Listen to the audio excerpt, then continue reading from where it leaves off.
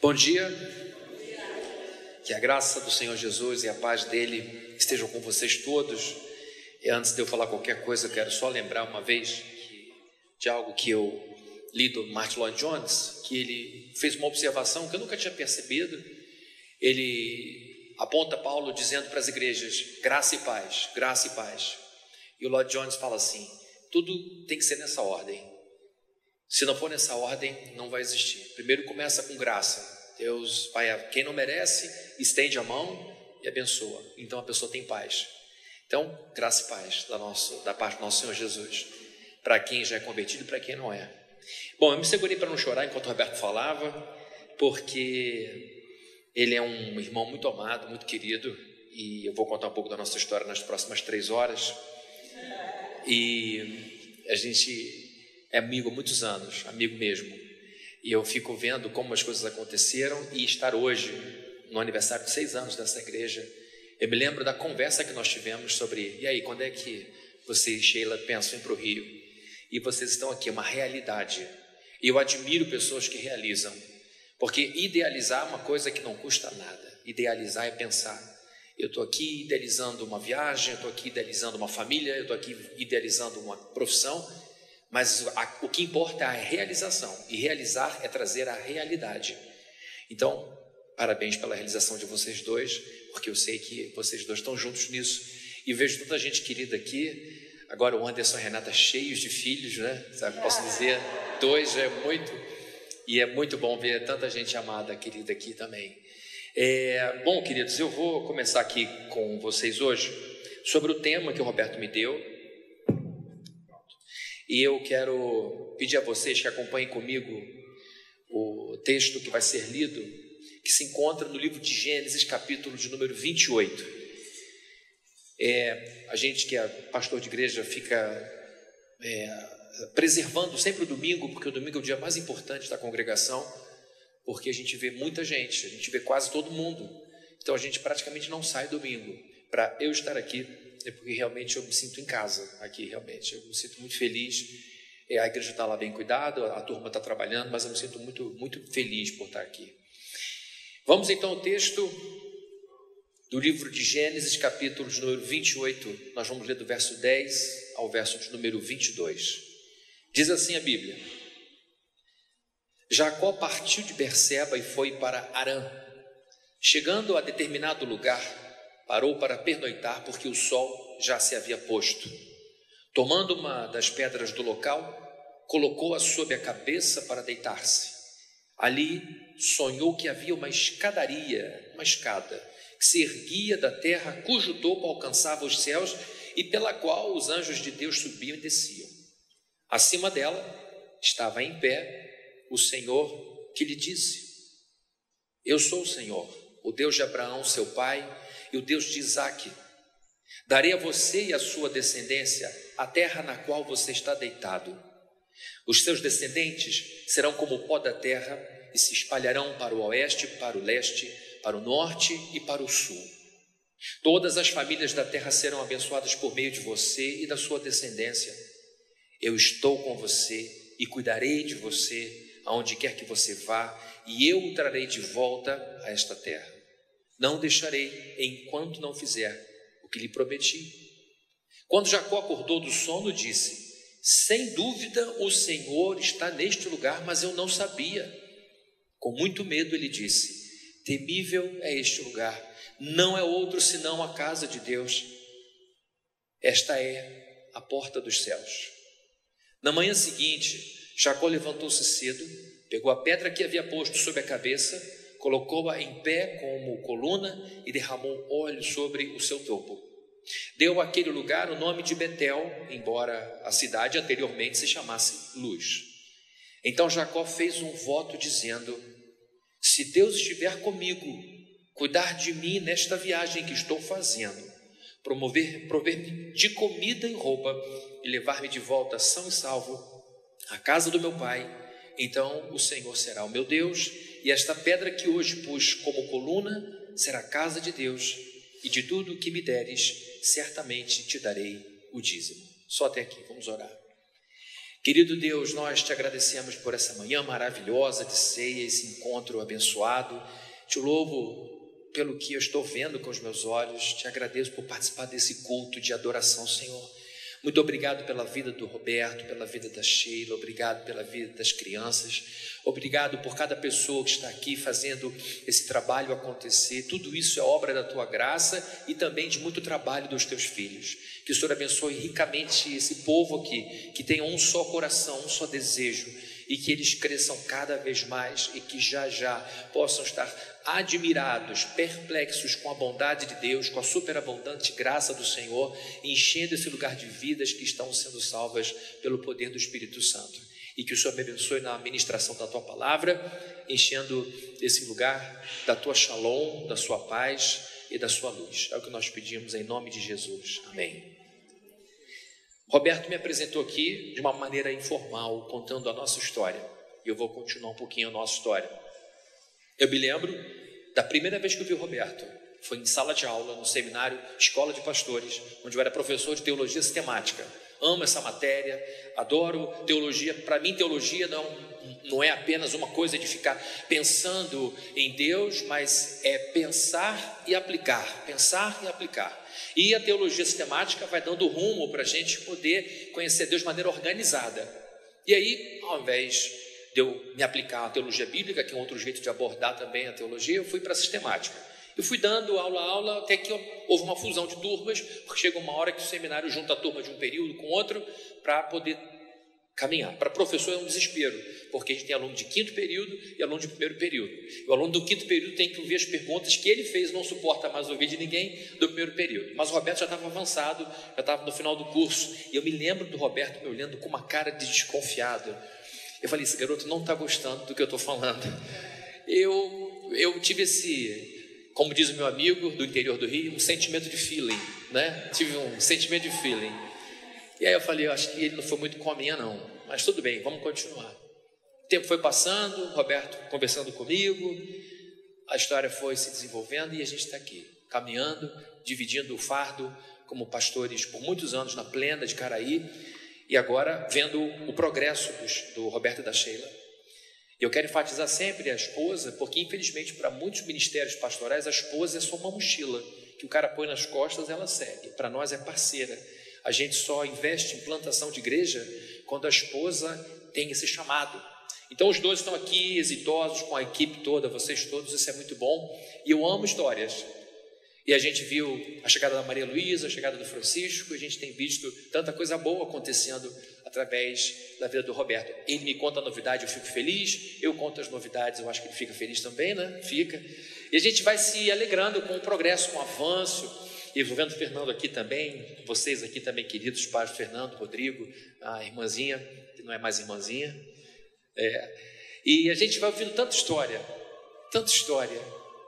E aí isso me leva para o texto da Bíblia. O texto da Bíblia conta uma história. E por que eu amo tanto a Bíblia? Porque eu amo biografias. E o que é uma biografia? É a escrita, grafia da vida, bio. Então uma biografia é o relato, a escrita da vida de alguém. E eu gosto das biografias porque elas contam, quando ela é boa, quando elas são boas, elas contam tudo de uma pessoa, inclusive as coisas ruins. E a Bíblia é um livro que foi feito para dar errado, se eu vou parar para pensar. São vários autores, livros diferentes, escritos em épocas diferentes. São 66 livros escritos num arco de mais de 1000 anos de diferença do primeiro para o último, sendo que relatos do primeiro livro são de período imemorial. Ninguém sabe quando Adão viveu, ninguém sabe esse tempo, qual foi correto de Noé. Existem estimativas, estudos, mas é um tempo que não se tem como registrar. Então você pega um livro como esse, escrito numa história primitiva, passando por vários impérios mundiais, Império Persa, Império Grego, Império Romano, já na época do Novo Testamento. E aí você começa com a Bíblia do jeito que ninguém deve começar um livro.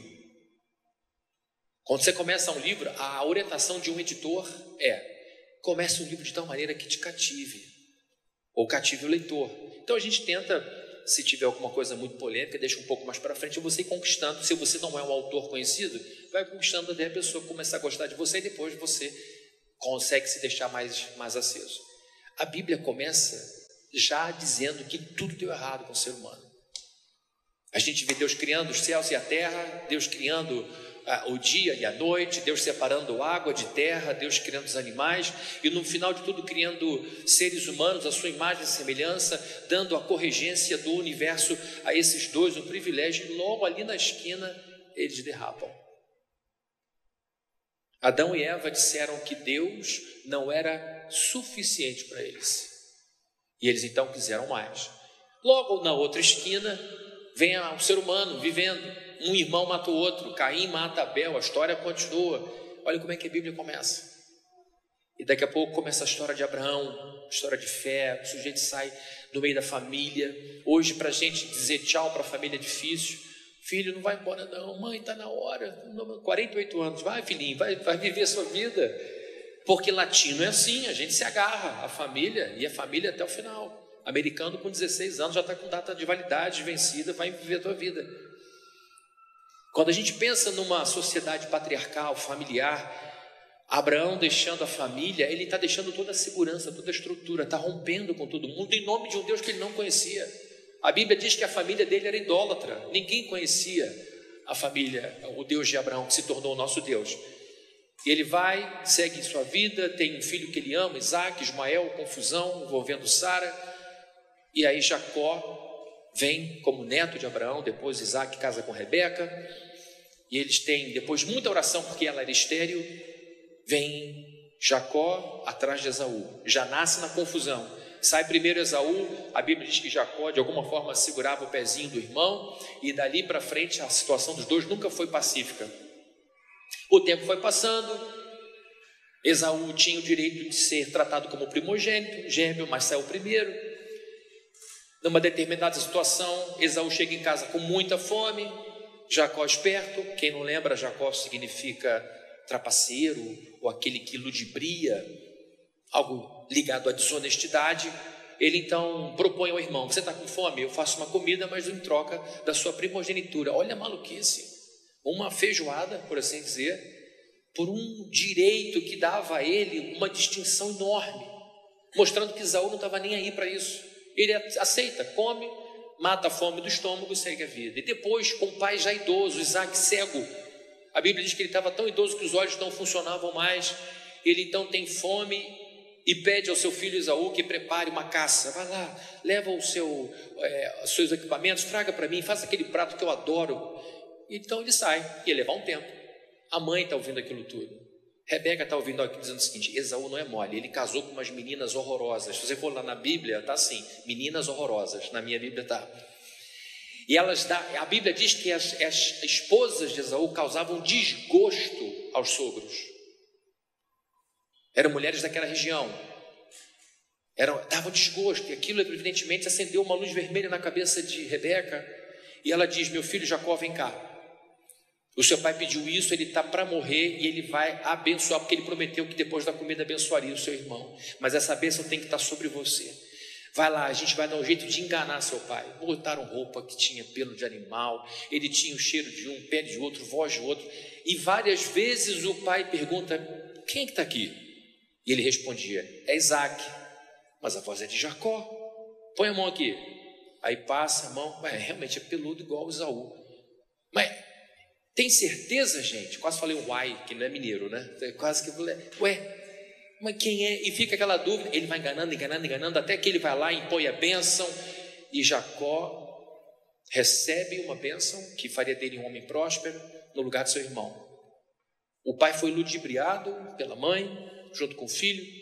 Chega Esaú, oferece a comida, e o pai diz: mas peraí, que história é essa? Eu acabei de comer a comida que você me deu. Não, pai, não te dei comida nenhuma, que história é essa? E aí eles descobrem que tinha sido uma tramóia. Esaú entra em desespero, fica angustiado, diz: o que eu posso fazer para o senhor me dar uma bênção? Falou: não tem como, eu já dei tudo para ele. É um mistério espiritual, né? E aí ele diz: não tem como fazer nada, o seu irmão veio aqui, fez isso. E ele chora, Esaú chora, porque viu que ele perdeu muito, e ele planeja algo maligno. assim que papai morrer, depois que eu sair do cemitério, eu vou pegar a minha pistola e vou acabar com a raça do meu irmão. Vocês estão vendo até aqui que a minha Bíblia é bem diferente da sua. A minha é Revista Atualizada 2025. E nesse momento, Rebeca percebe o tamanho da loucura que fez. Ela desesperadamente vai ao seu filho Jacó e diz: Jacó, você precisa sair daqui, porque o seu irmão, assim que seu pai vai morrer, seu pai já está bem doente, ele vai matar você, e eu não quero viver para ver isso. Jacó se arruma, ela diz: vai para a casa do meu irmão, seu tio Labão, e fica por lá, vai para Arã, vai para a Turquia, que era onde ele estava, foge daqui. E ele então sai de Judá, mais ou menos ali, perto de Jerusalém, e foge.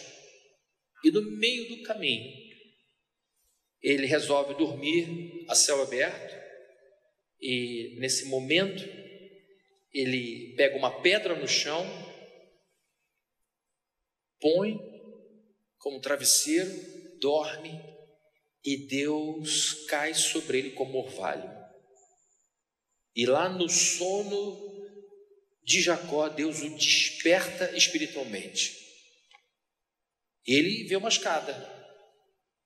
E nessa escada que ligava a terra ao céu, ele percebe que havia algo de extraordinário, porque não era apenas uma escada que ligava o céu e a terra, era uma escada que transportava seres celestiais, de cima para baixo e de baixo para cima. Era um caminho vivo, era um caminho dinâmico, era um caminho que estava ocupado por seres angelicais que subiam e desciam.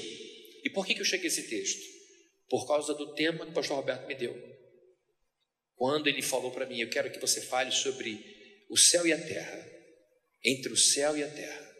E entre o céu e a terra, nesse sonho de Jacó, havia uma escada, havia um instrumento que transportava seres do céu para esse mundo confuso de Jacó. No profundo do seu sono, ele acordou. No profundo da sua inconsciência, ele tomou juízo. No caminho mais improvável da sua jornada, fugindo de um golpe que ele tinha dado no próprio irmão, mentindo para o pai. Mentir para pai hoje é horrível. Mentir para pai naquela época era pior ainda, porque é uma sociedade patriarcal baseada na honra. Entre o céu e a terra havia essa escada, e entre o céu e a terra existem dualismos. A gente fica entre o céu e a terra, entre o sagrado e o profano, o divino e o humano. A gente fica entre o perfeito e o imperfeito. A gente fica entre Deus e os seres humanos. Entre o céu e a terra havia uma escada. E a gente sabe, queridos, que escada é um instrumento que existe, que faz com que a gente conecte pontos que não estavam conectados. Eu preciso chegar nesse ar-condicionado. Eu estou aqui vendo obra, a gente está em obra também lá. Eu fico reparando tudo, fiquei imaginando, com certeza o Roberto usou andaime aqui, o pessoal subiu ali. A gente fica com essa cabeça que é o comum do engenheiro, do arquiteto. E a escada existe para conectar um lugar que era inacessível. Eu não consigo chegar lá em cima sem uma escada. Eu preciso de um instrumento que me leve até o teto dessa igreja. E quando a gente fala dessa escada, eu me lembro do Sproul, que é um grande teólogo que eu amo, que acho que o Roberto ama também, não sei se vocês conhecem, R.C. Sproul. E numa conferência ele disse: esta escada tipifica Jesus Cristo. Ele é a escada que liga o céu à terra e a terra ao céu. Somente por essa escada a gente tem acesso a Deus. Essa escada que apareceu para Jacó é uma tipificação de Jesus Cristo, que vem ao mundo da gente e mergulha nessa confusão. E aí, queridos, eu pensando em histórias, o Roberto contou um pouco da nossa história, eu contei um pouquinho da história com ele, eu fico impressionado com Deus sempre que leio a Bíblia. Eu já li a Bíblia há bastante tempo, eu sou convertido há 34 anos. Então, desde que eu me converti, eu entendi a centralidade da Bíblia. E eu amo a Bíblia, eu amo ler, gosto de estudar, mas nenhum livro faz comigo o que a Bíblia faz. Não estou falando só sentimentalismo, preguiça, não. Nenhum livro me marca tanto quanto a Bíblia. Eu não sei quantas vezes eu já li esse texto aqui, e de novo, fiquei, como disse Dodô uma vez, perplexo com o que eu estou vendo aqui. Ele não falou, ele estava reproduzindo o que um colega dele, alguém da fazenda do pai dele falou. Não estou queimando o filme de Dodô aqui não. Fiquei perplexo. Eu lembro da Maria Luísa, pequenininha, assim, eu fiquei pálida. Eu falei, meu Deus, onde essa garota aprende essas coisas? Miudinha, daquele jeito, pálida. Então eu fiquei perplexo. Com o que eu fico abismado? Com a paciência de Deus. Eu fico abismado com a paciência de Deus. Eu não tenho 1 milésimo de centésimo de diésimo da paciência de Deus. Eu fico absolutamente encantado com a constância do amor de Deus por seu povo, por Jacó. Eu fico impressionado com a maneira lúcida como Deus lida conosco. Deus não foi pego de surpresa. Deus sabia que Rebeca faria o que fez. Deus é onisciente. Deus sabia o que Jacó faria. Deus sabia a confusão que ia acontecer. Deus sabia que Esaú era violento e era capaz sim de matar o próprio irmão. Não seria o primeiro caso da Bíblia de irmão matando irmão, mas Deus sabia de tudo isso.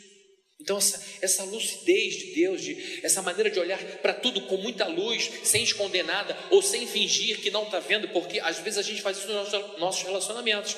A gente gosta tanto de uma pessoa, a gente quer tanto que aquilo funcione, a gente quer tanto que aquilo não dê problema, que a gente perde a visão lateral, que a gente finge que não está vendo, que a gente sublima algumas coisas, e aí a relação deixa de ser lúcida e passa a ter uma série de problemas. Então a gente encontra aqui um Deus lúcido, que sabia de tudo. E eu quero destacar aqui, queridos, alguns insights, algumas informações desse texto que vão fazer a gente ter mais intimidade com Deus. O ano de 2025 está começando, um mês já foi embora, mas tem muito chão pela frente. E se há alguma coisa que a gente vai de fato precisar em 2025, como sempre precisou, é de ter intimidade com Deus. Eu já me despedi da religião há muito tempo. Não quero mais saber de religião, porque religião cria moralistas, religião cria seguidores de regras. Não que a gente não se preocupe com a moral, claro que sim. A conversão nossa é a Deus e a ética de Deus, a moral de Deus. É óbvio que a gente se importa com as regras. Se não houver acordo aqui, como isso vai funcionar? Se não tiver regra, agora eu falo, a turma fica em silêncio, mas na hora do louvor todo mundo canta, as crianças vão para lá. Isso tudo é um regramento, isso é importante. Mas não é isso como final. Não é a moral como final. Afinal, é demonstrar gratidão a esse Deus maravilhoso por tudo que Ele fez. Como bons amigos, eu não quero te desapontar. Então, o que você não gosta? Não gosto. Quando você vai jantar na casa de um amigo, ele pergunta, o que você não gosta de comer? Para evitar de chegar e servir uma coisa que você não coma.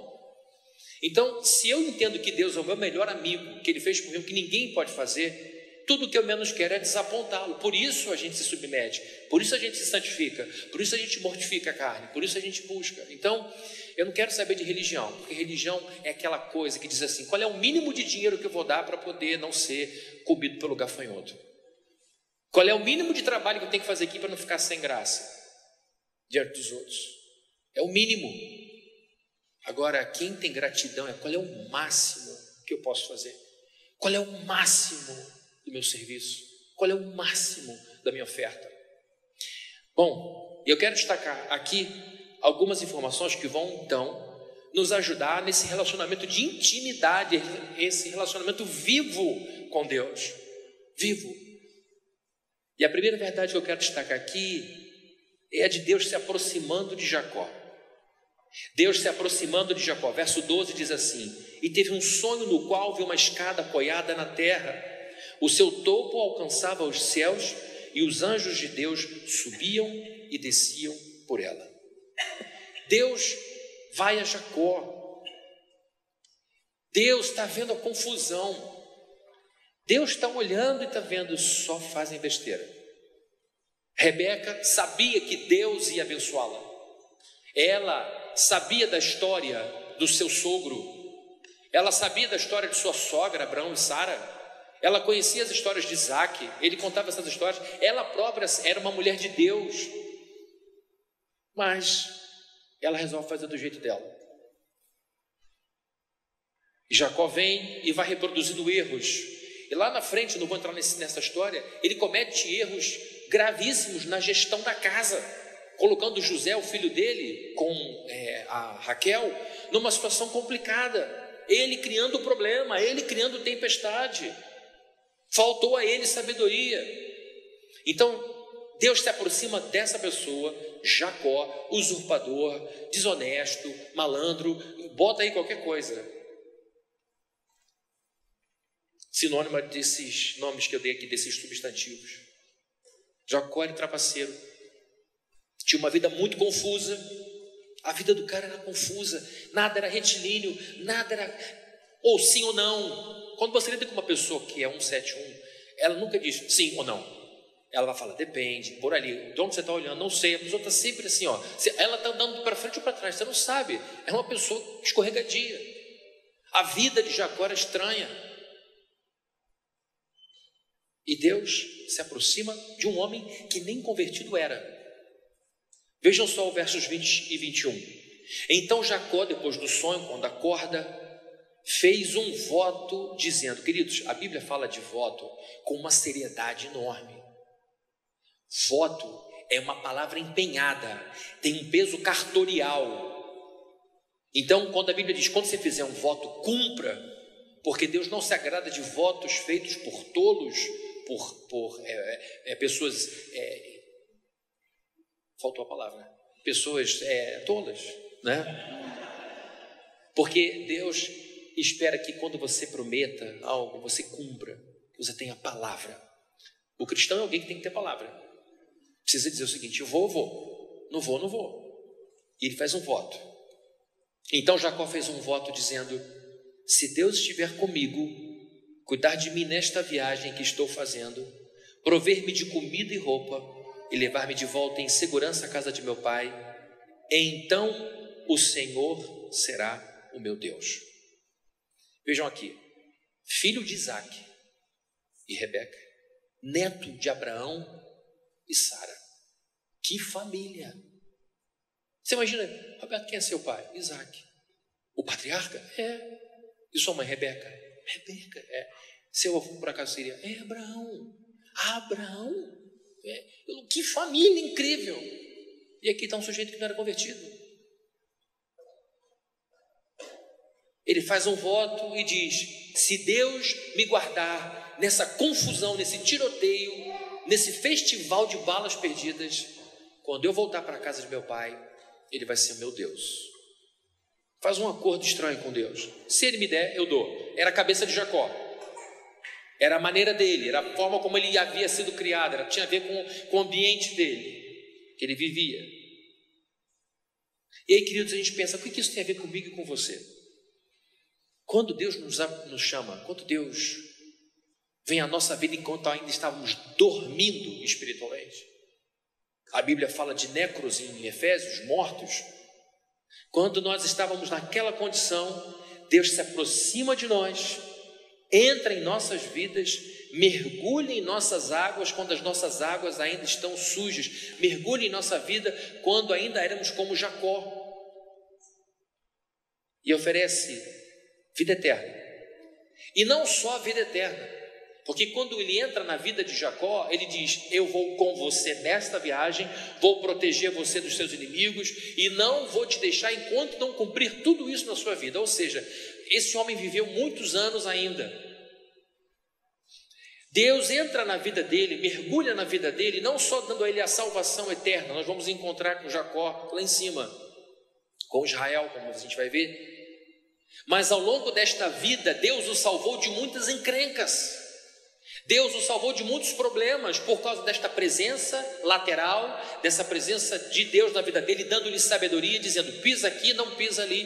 Veja se não é isso na nossa vida. De quantos problemas Deus não nos livra simplesmente por nos dar hoje. Já temos a salvação, está garantida. Já nos dá hoje Provérbios, por exemplo. Nos dá hoje os Salmos. Nos dá hoje Jesus Cristo. Isso é ou não é tesouro, gente? É ou não é tesouro? E depois de ter prometido que estaria ao lado dele com muita prosperidade, como eu disse, ele disse que estaria com Jacó todos os dias da sua vida. Vejam comigo alguns versos aqui. Ao lado dele, versos 13, 14 e 15. Ao lado dele estava o Senhor, que lhe disse: eu sou o Senhor, o Deus de seu pai Abraão e o Deus de Isaque. Darei a você e a seus descendentes a terra na qual você está deitado.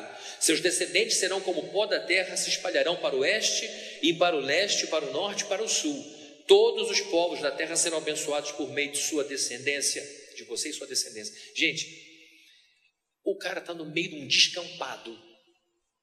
Ele acorda com a lembrança do sonho, e nesse sonho Deus dizia: olha para lá. Isso, agora vira de costas, olha para lá. É teu. Agora olha para o seu lado direito. Até onde o seu olho alcançar, seus olhos alcançarem. Tá, agora olha para a sua esquerda. Até onde os seus olhos alcançarem. Tudo isso é seu.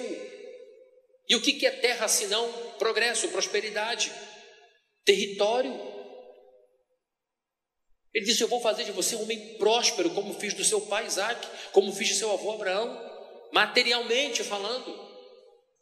Mas o mais importante vem na sequência: eu estou com você e cuidarei de você, onde quer que você vá, e eu o trarei de volta a esta terra, não o deixarei enquanto não fizer o que lhe prometi. Isso aqui é o mais importante. Orar pelos pastos verdejantes do Salmo 23, sem o Senhor como pastor, é inferno. Os pastos verdejantes só são bons se o bom pastor estiver do lado. Então, ele recebe de Deus a promessa de que teria prosperidade material e diz: eu vou conduzir você, vou estar.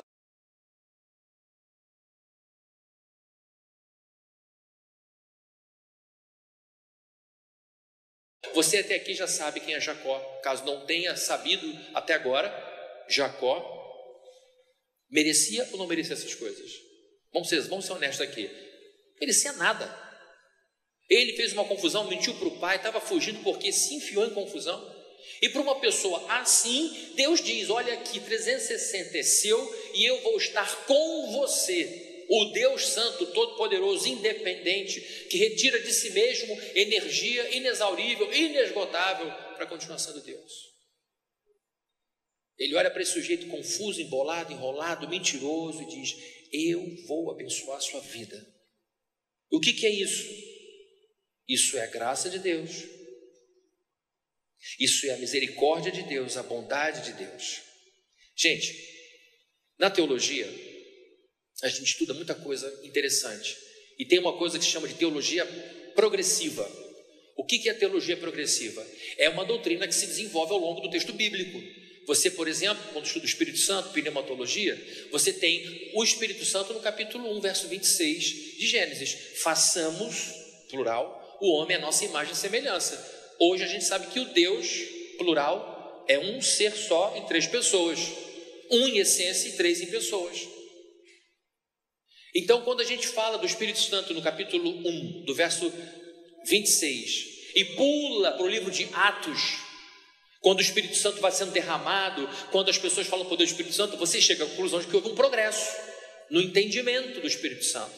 Então você vê na Bíblia uma progressão de entendimento. É isso que a gente chama de teologia progressiva, tá? E ela para ali em Apocalipse. Se você quiser continuar fazendo depois, você vai fazer heresia. Aí você vai abrir um outro caminho. Então, queridos, quando a gente olha para a Bíblia, a gente estuda a teologia que vai progredindo. E o que isso tem a ver com o sermão de hoje? Tem a teologia progressiva da sua vida, da minha vida. É quando Deus vai se revelando ao longo do processo. Vejam comigo os versos 16 e 17. Quando Jacó acordou do sono, disse: sem dúvida o Senhor está neste lugar, mas o quê?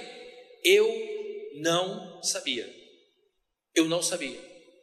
Apesar de ter um pai que foi um grande teólogo, apesar de ter tido um avô que foi um grande teólogo, ele não conseguiu entender que o Deus do seu pai e do seu avô era todo presente.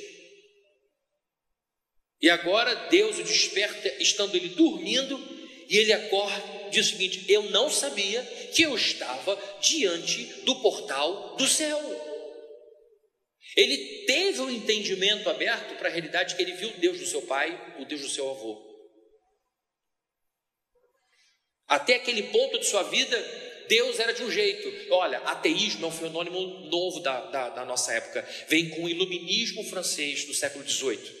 Até ali a igreja era presente e foi uma ruptura, sobretudo o iluminismo francês, foi uma ruptura com a religião por causa do sufocamento que a igreja católica estava causando nele, diferente do iluminismo britânico e do iluminismo americano, mas é outro assunto. Mas a verdade é que esse negócio de ateísmo, de pura razão, é coisa nova. Não tinha ateísmo aqui. Jacó não era ateu, ele simplesmente não dava bola para o Deus do pai dele. E agora a teologia dele é totalmente revisada e ele percebeu: este Deus está aqui e falou comigo. Isso é teologia progressiva na vida das pessoas. E quando Deus se revela a mim e a você, Ele sempre vai causar os impactos que causou aqui. Quando o céu visita a cidade, e não é a cidade, não é o bairro do Recreio, não é o bairro de Icaraí, são as pessoas do Recreio, são as pessoas de Icaraí que Deus visita na cidade. O céu tem interesse pelo seu CPF. O meu está negativado, dá um jeito de arrumar, não tem problema. O Jacó estava mais do que negativado. Deus tem interesse na sua vida, Deus tem interesse na sua alma. Entre o céu e a terra, o que conta somos nós. E a nossa teologia vai se aprofundando ao longo do tempo. A Bíblia diz no verso 18: na manhã seguinte, Jacó pegou a pedra que tinha usado como travesseiro, colocou-a em pé como coluna, derramou óleo sobre o topo e deu o nome de Betel àquele lugar. Betel significa Bet-El, casa de Deus. E deu nome a Betel àquele lugar, embora a cidade anteriormente se chamasse Luz. A coisa foi tão impactante. Você já teve sonho impactante? Foi quando você acorda assim: meu Deus, que coisa incrível. Foi um sonho incrível. Foi uma revelação que aconteceu enquanto ele dormia. E ele acorda e diz: isso aqui foi tão marcante que eu não posso deixar passar em branco. Ele pega a pedra que ele usou, põe ali e a santifica, a separa, põe óleo e diz: este lugar dessa nova casa que é minha, porque ele prometeu esse lugar como meu, se chama Casa de Deus, Belém, ou Betel. Então, quando a gente está aqui diante desse texto, fica a certeza de que quando Deus fala comigo e com você, Ele nos marca. Quando Deus, entre aspas, sai do céu e visita você na cidade, Ele te marca, Ele te possui, Ele deixa muito claro que esteve com você na sua vida. E é muito perigoso a gente fechar os olhos para isso, como se isso não tivesse acontecido. É uma mentira que contamos para nós mesmos. É Deus dizendo: é hora de mudar, é hora de crescer, é hora de partir, ou é hora de parar. Quando Jacó acordou do sono, disse: sem dúvida, aqui está na questão da completa certeza, o Senhor está neste lugar, mas eu não sabia. Mas, Fabrini, como é que eu vou saber que é Deus que está falando comigo? Vou te dar uma dica aqui. Já passou isso pela tua cabeça? Isso não for da minha cabeça, esse negócio. Isso não for porque meu pai insiste, porque minha mãe insiste. Se não for uma coisa da cultura, eu não sei se é Deus. Está você enrolando para começar uma vida de consagração. Vai ser projetado para vocês aqui o Salmo 29, de 3 a 5, rapidinho aqui. Já estou terminando a introdução, gente. O pessoal de Niterói já lembrou da piadinha. Vamos lá. Salmo 29, de 3 a 5, diz assim: a voz do Senhor ressoa sobre as águas. Preste atenção, o Salmo 29, escrito por Davi, é um tributo ao poder da voz de Deus. Depois você pode ler o Salmo 29. A voz do Senhor ressoa sobre as águas, o Deus da glória troveja, o Senhor troveja sobre as muitas águas. A voz do Senhor é poderosa, a voz do Senhor é majestosa, a voz do Senhor quebra os cedros, o Senhor despedaça os cedros do Líbano. Não havia madeira de lei mais rígida do que o cedro, mais nobre do que o cedro. Era difícil cortar o cedro, e a Bíblia diz que no poder da sua palavra o Senhor destruía os cedros, mostrando a força da voz de Deus. E eu quero que você veja aqui o seguinte: a voz de Deus troveja. Quando estoura um raio perto da sua casa, você fica na dúvida: estourou um raio? Sim ou não? Todo mundo percebe. É uma coisa impactante, todo mundo fica em silêncio. É uma explosão. Davi está dizendo que quando Deus fala, o universo escuta. Não tem como Deus falar e a gente continuar indiferente e ficar na dúvida. Aliás, seria uma maldade se eu estivesse andando por um caminho perigoso e Deus dissesse: Fabrício, o que, Senhor? Vento, o que foi isso? Fabrício, Senhor, eu preciso, eu vou casar. Senhor, eu tenho filho ou não tenho? Senhor, eu invisto aqui ou não invisto? Senhor, que está falando de trás para frente, tem que ouvir o disco ao contrário para te ouvir? Não. Deus fala claramente. Claramente, a voz do Senhor é poderosa. Então Jacó ouviu a voz de Deus. E quando Jacó recebe a visita do céu na sua cidade, em Betel, a palavra de Deus tinha um CPF, por assim dizer, era o de Jacó. Ele acerta Jacó como um raio no para-raio. E ele se revela e salva esse homem.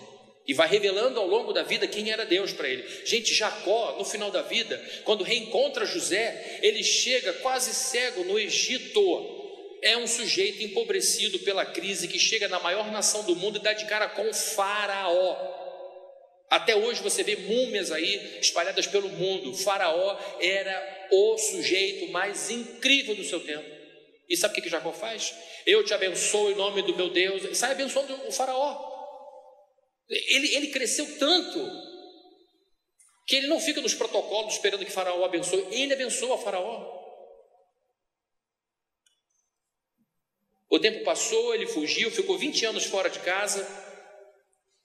Casou-se com Lia, porque não queria. Na verdade foi um golpe do seu sogro.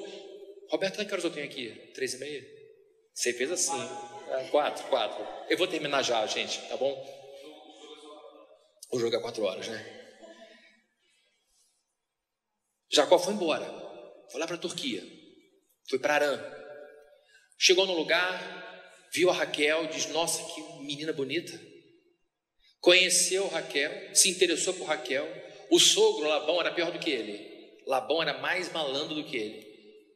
E quando Jacó começa a trabalhar, porque ele tinha uma bênção nas costas dele, tudo começa a dar certo na casa de Labão. Labão percebe: nossa, vai fechar a conta, o caixa do dia, entrou mais dinheiro aqui, entrou.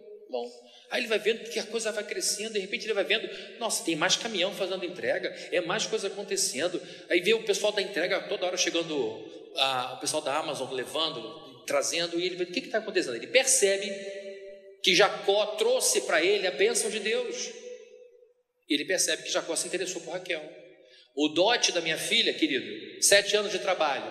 Tá bom, 7 anos. Raquel.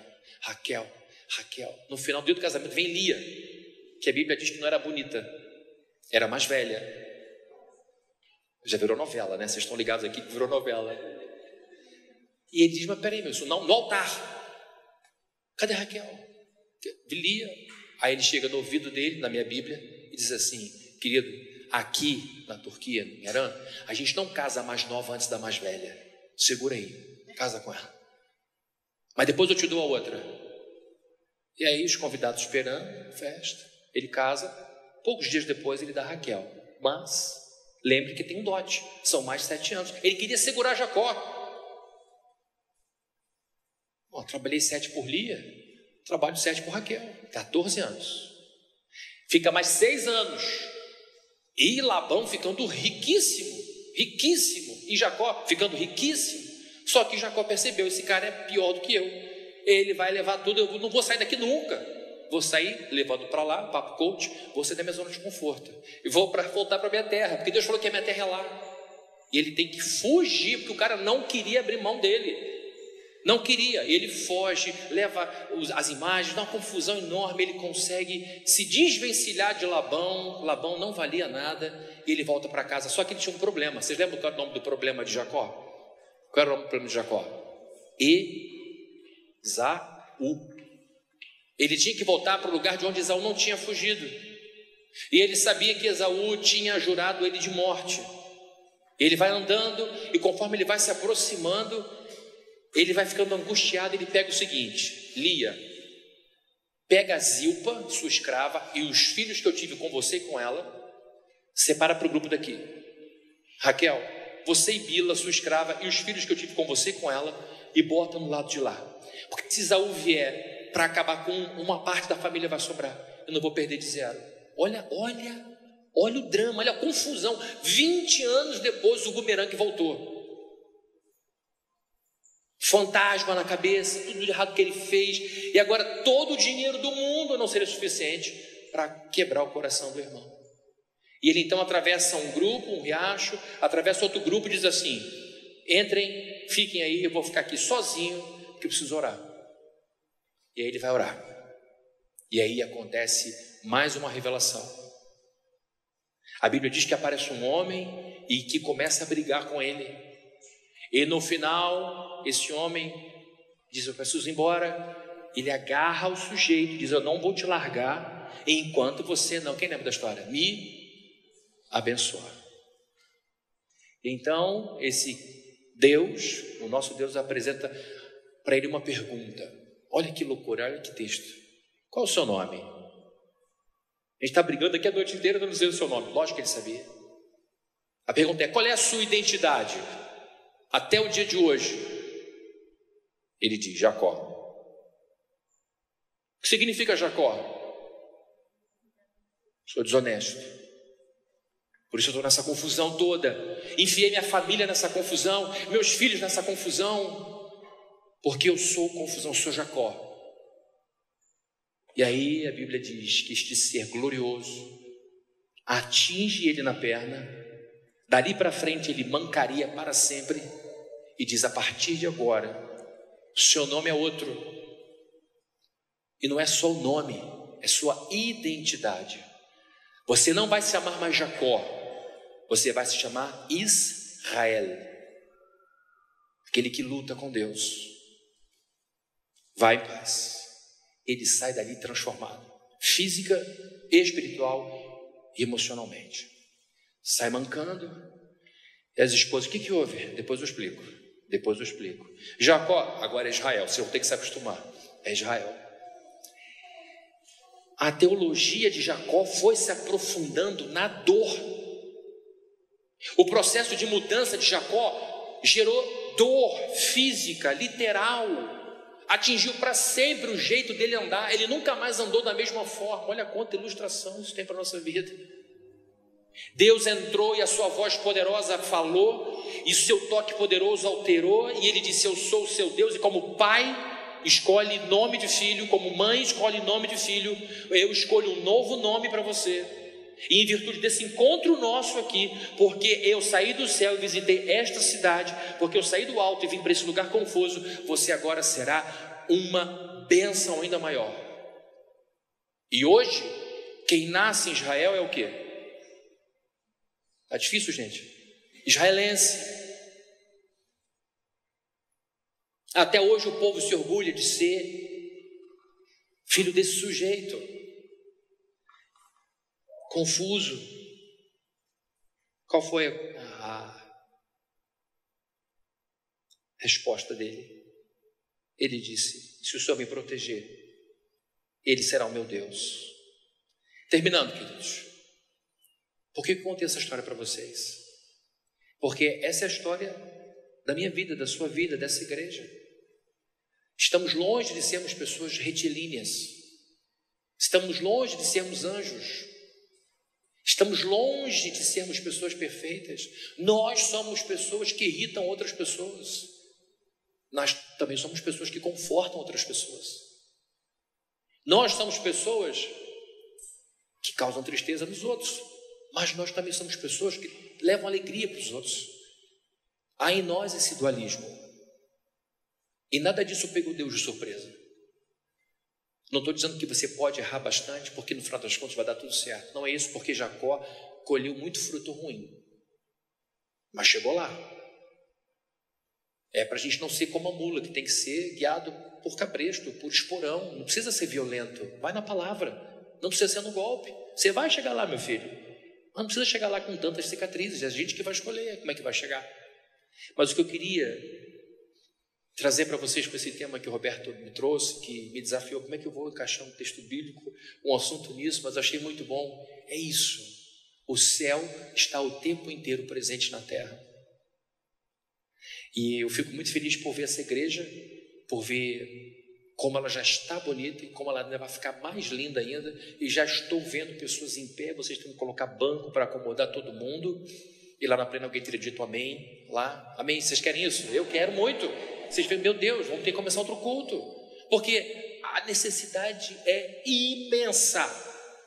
As pessoas estão procurando para pedir para eu explicar a Bíblia.